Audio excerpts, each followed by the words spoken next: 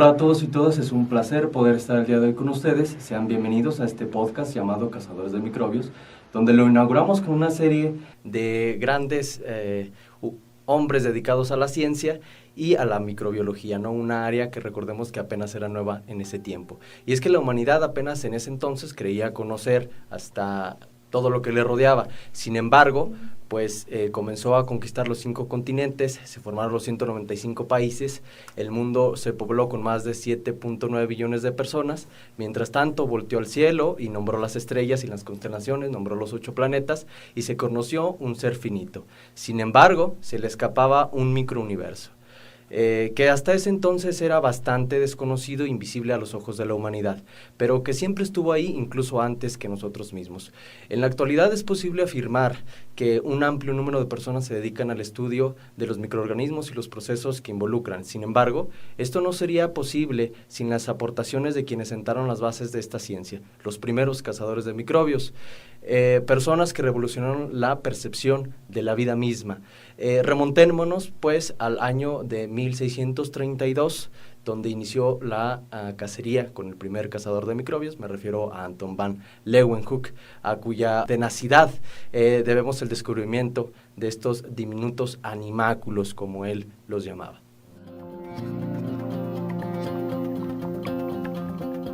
Hola, ¿qué tal? Muy buenos días a todos, todas y todes. Espero estén sentados y si no, siéntense y agarren al que tienen a un lado porque quedarán maravillados con los temas que vamos a tocar el día de hoy.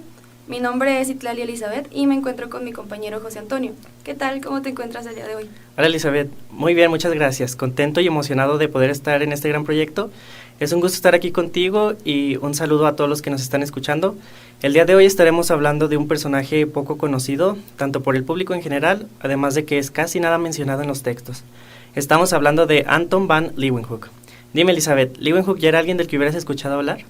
No en realidad, bueno, un poco en preparatoria y actualmente en la universidad, pero cosa que me sorprendió bastante, y supongo que a ti también, es que a diferencia de muchos otros personajes, él es muy poco reconocido. O bueno, se le reconoce, pero no lo suficiente, ya que como hablaremos más adelante, sus aportaciones fueron bases para distintas ramas en la ciencia, como la microbiología. Y para este punto, supongo que muchos estarán preguntando, ¿quién es ese tal Leeuwenhoek? Pues bien, fue un holandés nacido en el año de 1632 en Delft, y quien pasó de ser un simple comerciante de telas a ser todo un experto en lentes, y un científico incomparable. Varia motivación, ¿no? Ojalá y no suceda algo así. Ojalá que sí. ¿Por qué no conocemos un poco más la vida de este personaje? Claro, y bueno, si tú creíste que tu infancia ya era bastante complicada y alguna vez te llegaron a contar los cuentos de que las lechuzas son brujas, te parecía algo tonto, ¿no? ¿Te llegó a pasar? Sí, en mi rancho es muy común la historia de que hay una vecina que es bruja y que en las noches se convierte en lechuza, es todo un clásico. Y supongo que ahorita pues nos da risa, ¿cierto? O bueno, no te creas, no sé si te ha tocado ver a alguna vecina coja. No. Pero déjame contarte que cuando Anton era pequeño había un casi nulo conocimiento sobre enfermedades. En esos tiempos los espíritus eran los más populares, los causantes de cualquier mal que se te ocurriera. Que el demonio de las paperas, que déjame hacerte un agujero en el cráneo para curarte el dolor de cabeza. Pues nada extraño que con esas ideas sobre las enfermedades, los espíritus redujeran tanto nuestra esperanza de vida, ¿no? Y lo más feo del asunto es que nunca se puede contradecir a tus padres con una respuesta como esta. ¿Te imaginas? Aquí en México eso es un chanclazo asegurado. Pero, pues, ¿qué nos puedes contar tú acerca de sus estudios? Bueno, el chanclazo es parte de la cultura mexicana. Digo, si no recibiste uno, no es mexicano, creo. Y bueno, cabe mencionar que el padre de Leeuwenhoek muere cuando él era niño, por lo que su madre es la encargada de cuidarlo y darles educación, siempre con el pensamiento de que al salir de la preparatoria se dedicaría a ser empleado del Estado. Pero tú sabes, los hijos siempre tenemos otras ideas, ¿no? Y Anton no fue la excepción. A la edad de 16 años deja la escuela y entra como aprendiz a una tienda de telas en Ámsterdam, en donde estaría trabajando por los siguientes 6 años. A los 21 deja su empleo para regresar a su pueblo natal y abrir su propia tienda de telas. También se casa y tiene algunos hijos, pero la mayoría de los cuales mueren a temprana edad. Y bueno, durante los siguientes 20 años no se sabe mucho de su vida, solo sabemos que es nombrado conserje del ayuntamiento en su pueblo natal y que también desarrolla una gran afición a tallar lentes. Fue tanta su obsesión que empezó a visitar muchas ópticas, en donde aprendía todas las técnicas para el tallado de estos. Esto le permitió observar las cosas con mucho aumento. Llegó a refinar tanto el proceso que logró tallar los lentes más finos de aquel entonces, y cuya técnica jamás revelaría a nadie, pues sentía que era desperdiciar o no valorar su esfuerzo y dedicación en la fabricación de dichos lentes. Al ir asombrándose con las observaciones que hacía con ellos, fue modificando el diseño y disposición de los mismos, hasta que logró construir el primer microscopio, logrando con ello empezar a observar lo que nadie había podido jamás. ¿Y tú, Elizabeth, revelarías tus técnicas más preciadas?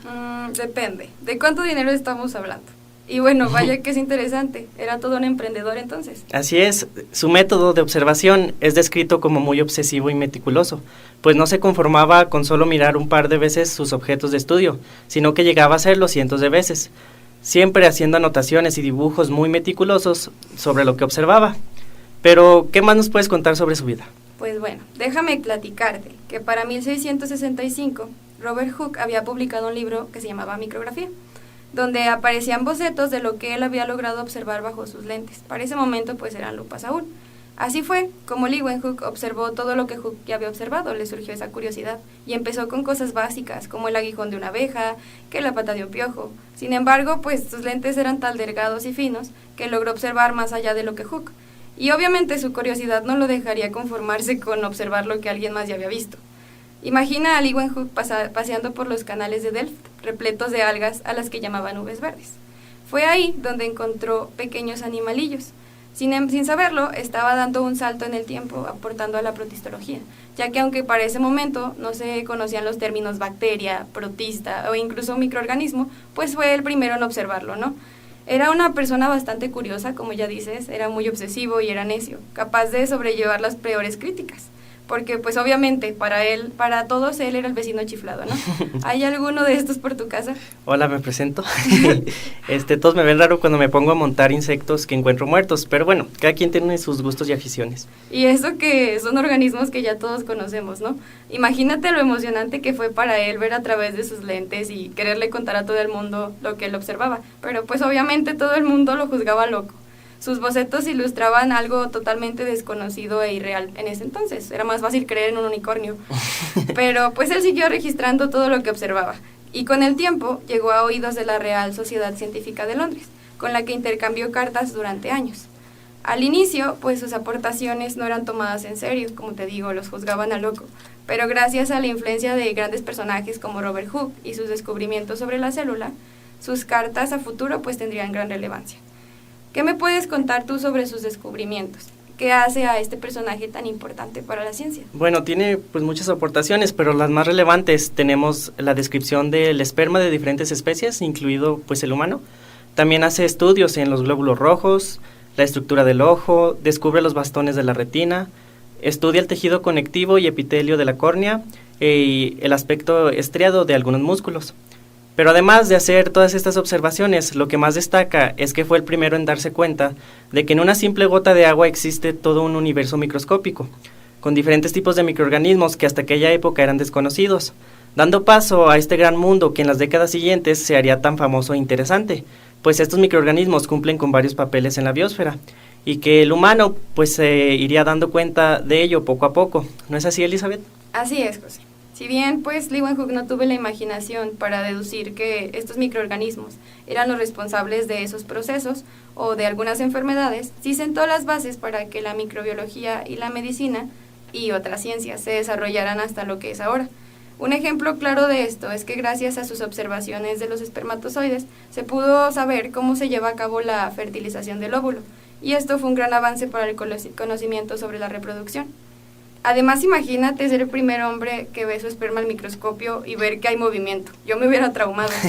Pero aquí también es importante precisamente remarcar que sin muchos de sus descubrimientos, la vida que conocemos no sería la misma. La ciencia quizá estaría aún dando pasos pequeños o en pañales. ¿O tú qué opinas al respecto? ¿Crees que tendría un impacto muy grande? Claro, definitivamente. El impacto que tiene la invención del microscopio a manos de Anton es uno de los avances más importantes para la historia de la humanidad, de la microbiología y para el bienestar de la población, puesto que, como bien lo mencionas, sin este muy probablemente seguiríamos en una época de ignorancia total, que conllevaría una reducción tanto de la esperanza como de la calidad de vida, con un gran número de enfermedades intratables, epidemias sin control, que pondrían en bastantes apuros tanto a la humanidad como a otras especies. Y que llegando ya a casos extremos podríamos hablar de una posible extinción de la humanidad misma. Es por ello que debemos darle gran mérito a nuestro querido y perspicaz Anton van Leeuwenhoek, pues su determinación, curiosidad y perseverancia han ayudado a toda la humanidad en general, pues supuso una revolución para las ciencias biológicas. Y bueno, por mi parte creo que es todo. Muchas gracias a la audiencia que nos está escuchando, espero les haya interesado el tema. No sé, ¿algo más que quieras añadir, Elizabeth? Bueno, para empezar, vaya que se fue volando el tiempo, ¿no? Únicamente reafirmar lo que ya habíamos dicho, la historia de la ciencia hubiera dado un vuelco total, quizá el mundo habría caminado a ciegas en aspectos que ahora nos parecen absurdos, e incluso nuestra vida académica, creo que como biólogos no sería lo mismo sin saber qué es una célula, cómo estamos constituidos, cómo funciona la reproducción y, bueno, esos temas. Si bien Leeuwenhoek no llegó a esas conclusiones por sí solo, sí dio pauta a que nuevos personajes aparecieran en la escena, ¿no? En fin, esto ha sido todo por nuestra parte, gracias por escucharnos y los dejamos esperando el siguiente episodio, donde hablarán de otro personaje con una vida igual de interesante. Muchas gracias por acompañarnos. Gracias a ti, adiós. Hemos aprendido mucho sin duda con este primer capítulo dedicado a Leeuwenhoek, pero nuestro próximo episodio de Cazadores de Microbios es un gran personaje, un fundador de la biología experimental. Sus trabajos e investigaciones se centraron en principales fenómenos vitales como la respiración, la reproducción o la digestión. Si no saben quién es, no se pierdan por favor el próximo episodio de este podcast, Cazadores de Microbios.